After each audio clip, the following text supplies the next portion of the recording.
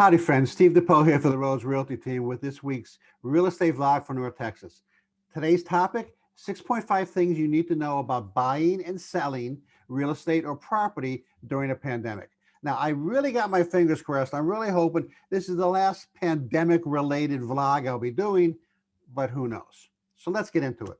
So if you may remember back in early 2020 when the China flu kind of hit us, Governor Greg Abbott declared real estate an essential service.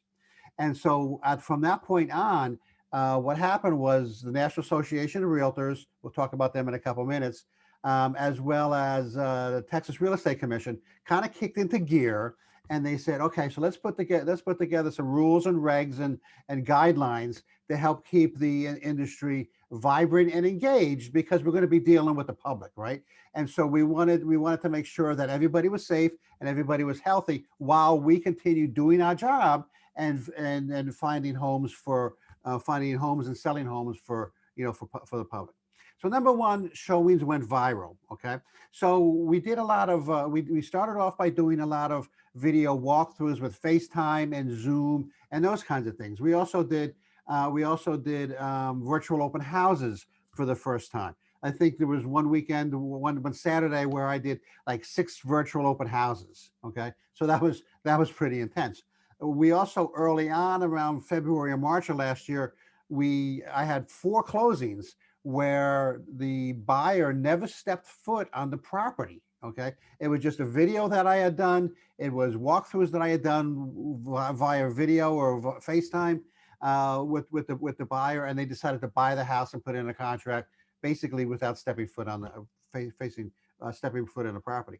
And one of the things that was interesting is Keller Williams, who happens to be the largest real estate broker in the world, saw that a request for video video showings or videotape in 3D kind of went up almost 500% last year. So people were saying, "Hey, I don't want to stop. I want to buy and I want to sell and what have you." And we found our way around it. We ended up doing videos and stuff to keep our clients happy and to keep people moving forward with their real estate needs.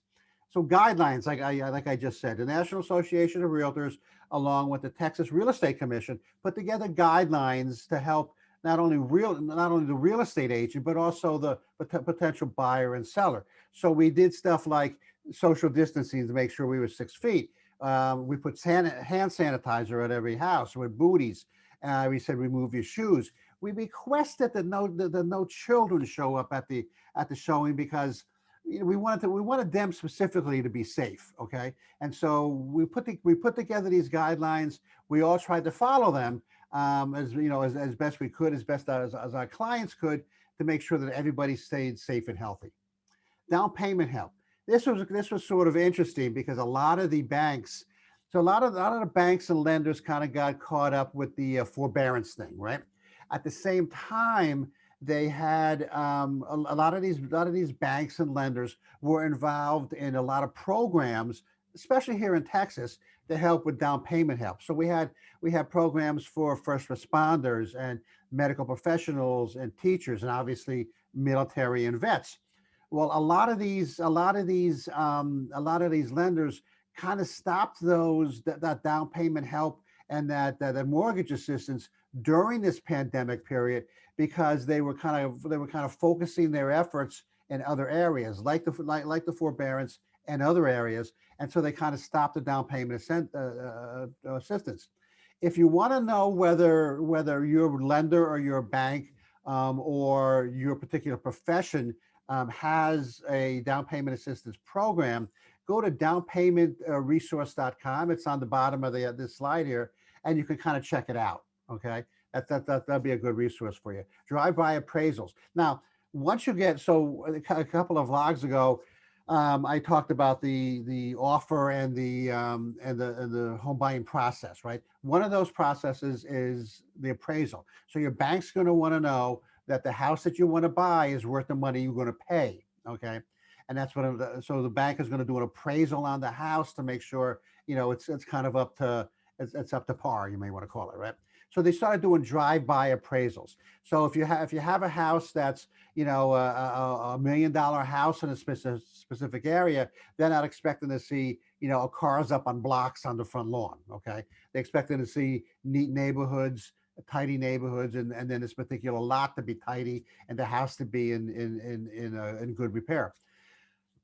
So then they'll drive by and say, okay, so the house looks good. It looks like somebody's maintained it. They've taken care of it. And then they'll do a CMA. They'll do a comparative market analysis, say, we're assuming that the inside is in good shape because the outside's in good shape. And so then they'll do their appraisal that way. So they kind of created these drive-by appraisals. Inspections by video. So every house should be inspected before closing. That way that the potential buyer understands all the pluses and minuses of the house. Is the roof in good shape? Is the air conditioner shot, etc. But one of the things that the inspectors, the licensed inspectors, started doing is two things. They started doing, number one, they would walk through and they would do a video of their inspection. Not 100%, because it takes like 3 hours to do an inspection, right? But what they started doing was they started doing the inspection on certain parts of the house, like, you know, the flue to the water heater needs some screws, and he'll kind of show that in a video. They would also have the final readout of the inspection. They would do either a video or a FaceTime with the buyer who paid for the inspection, and to say, okay, so here's what I found out. Here's some pictures on my laptop, and they would employ video to make it more personal. So what we always recommend is that the homeowners show up the last half an hour for the readout. Maybe we weren't able to do that because of COVID, and so they started doing these video inspections. So it's like another innovation that the real estate industry started doing. Walkthroughs. So we recommend that just before closing, that is a walkthrough. And why do we do this? We make sure that, number one, the things that we wanted the homeowner to fix because of the inspection on the previous slide, we wanted to make sure that those things were taken care of. The second thing is, as people move out, sometimes the wall gets dinged, there's a scratch on the floor and that kind of stuff.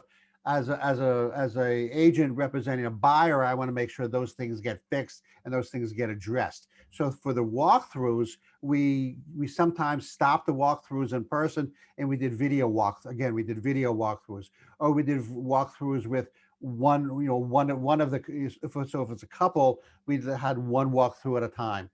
So we made sure that we were social distancing and those kinds of things. So there's something else that we kind of jumped on. And finally, closings. Number 6.5 is closings.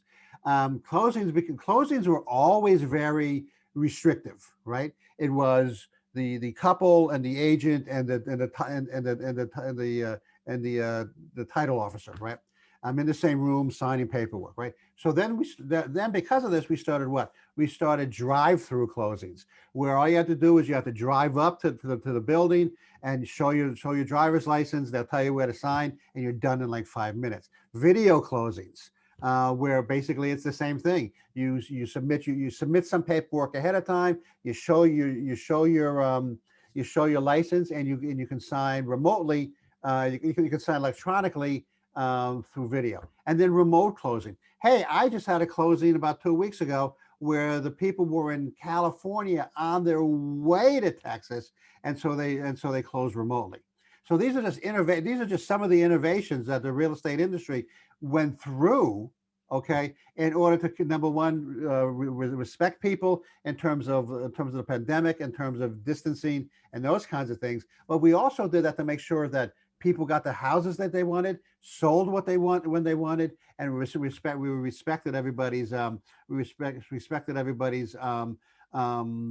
distancing and those kinds of things. So the real estate market is as plain sometimes as the real estate market seems. We were really on the ball in terms of some innovations. So next week we're going to talk about the 4.5 elements of a successful offer. This is kind of interesting, and this will be a learning experience for some of you. Some of you who haven't placed an offer or accepted an offer maybe in a while. So next week, the 6.5 elements of a successful offer. This is Steve DePoe for the Rose Realty team. I'm going to bounce.